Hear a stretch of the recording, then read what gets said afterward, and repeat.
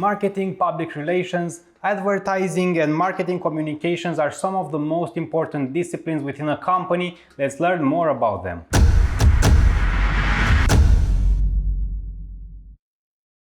How to manage public relations and marketing within a company is a question that's been addressed over 80 years ago. And although the different situations and the progression towards the history, it took up until the 1978 when Philip Kotler and William Mindak came up with a model that illustrated different approaches and understandings of which discipline should do what and which should manage each other. And we will discuss about this model today. Before looking up the model, let's learn and understand which are the activities that are in these disciplines. The model on the screen shows the numbers of core activities that both public relations and marketing are concerned with. The model displays 4 dimensions: marketing, advertising, marketing communication, and public relations. These 4 disciplines include different activities. Some of them are shared, therefore indicating the overlap. Let's have a look at the activities. Corporate advertising is focused on the company rather than its products or services. Direct marketing is direct communication via post, telephone, online or email to customers or sales promotions, strategies to engage the customers like coupons, gifts, vouchers, bonuses, etc. C is the distribution and logistics, pricing and development of products. D represents corporate public relations, those activities towards stakeholders like excluding customers, such as issues management, community relations, investor relations, media relations, public affairs and internal communications. E is marketing public relations, which is the use of what are traditionally seen as public relations tools within marketing programs, including product publicity and sponsorship. And F, it's mass media advertising, which is advertising aims to increase awareness or sales of a company's products or services. Now that you know the activities that form marketing and public relations, you need to know that it took over 80 years to distribute those activities to the disciplines. Everything started in the early 1900s after the Industrial Revolution that just finished. Therefore, United States, United Kingdom and some parts of the Western world had some large industrial corporations. These corporations took advantage of the Industrial Revolution to grow and develop themselves.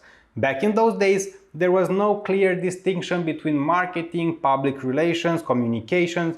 It was just chaos. Back of those times, the big companies could hire publicists, propagandists and promoters, very important for communication campaigns that were about the products and to create sales. And because there were propagandists and writers that had no business experience, you can imagine that it didn't take a long time up to the point where they were straight up lying about the company and its products just to make profits, just to make more sales. So the time went on for the next 20 to 30 years, up to the point where some investigative journalists started looking up into the scandals of the companies and their reality of their activities and results and how they were actually promoting and selling their products. Because of those scandals, the companies had to protect their image. It is the first time in history, 1930, when we talk about the image and reputation of the company, and this is how the public relations department, the public relations disciplines was actually created.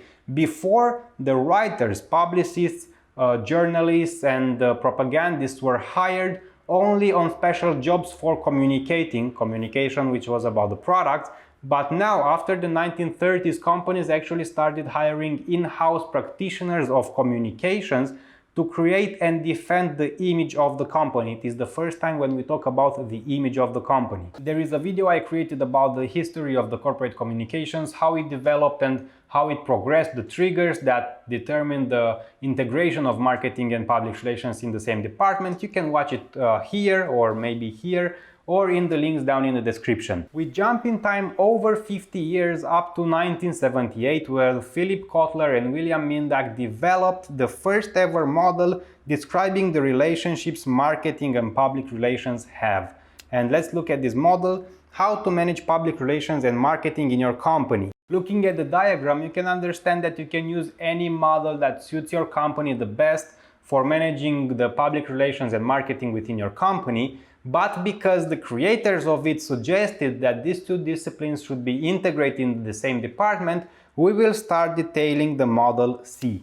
Model C involves marketing as the dominant function above public relations. In this model, public relations is part of the wider marketing function for satisfying customers. This introduces the concept of IMC, Integrated Marketing Communications, defined as a concept of marketing communication planning that recognizes the added value of a plan that evaluates the strategic role of disciplines such as advertising, direct marketing, sales, promotions, and public relations, and combines them to add clarity, consistency, and maximum impact when communicating. Public relations is reduced to activities of product publicity and sponsorship, ignoring communicating to employees, investors, communities, the media, and the government. To sum up, Model C says that marketing dominates public relations, and this is because they know that the role and the scope of a company is to make profits, to sell as many products as possible, and because of that, they say that the communication should be about the product. It should be about sponsorships, publicity, or anything to sell, you may understand. Well, the exact alternative is Model D. Model D involves marketing under public relations. The reason is to make sure that goodwill of all key publics is maintained. What this model says as a sum up in nicer words is that marketing should be managed by public relations, because the public relations department says, hey marketeers, we know that you have a history of lying and doing anything it takes to generate as much profit as possible. You need to understand that we, public relations department within your company, are managing the image of the company, and if we have a bad image, you won't be able to do your job and sell more products. So you will be kept under our management, so we make sure that everything is fine and that you don't cross the line.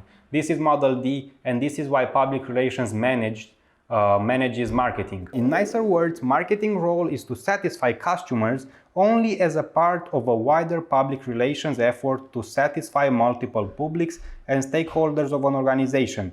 This introduces the concept of strategic public relations, which assumes that all communication programs should be integrated or coordinated by a public relations department, including marketing and advertising. Finally, Model E favors marketing and public relations together, merged into one external communication function. This is actually the model that is most supported by the creators of the models and of the diagram, because they consider that marketing and public relations should be integrated within the same department and that they should be managed by one person that is named the Vice President of Marketing and Public Relations, who is in charge of planning and managing the external affairs of the company, which makes sense. Here, marketing is made aware of the publics, that their actions actually have influence over the publics, and public relations is made aware of the selling aspect of a company, that hey, we need to sell to make profits. So the company can manage both in the same department. However, the most, knowing that you know now, you may wonder which is the most used model in nowadays. Well, it is Model B, where the most organizations coordinate marketing, communications, and public relations. They want to keep them separate but coordinate them together. I hope you understood the models and their explanation. You have a bit of understanding of the history of why we talk about corporate communications, how it developed and how it progressed from marketing and public relations.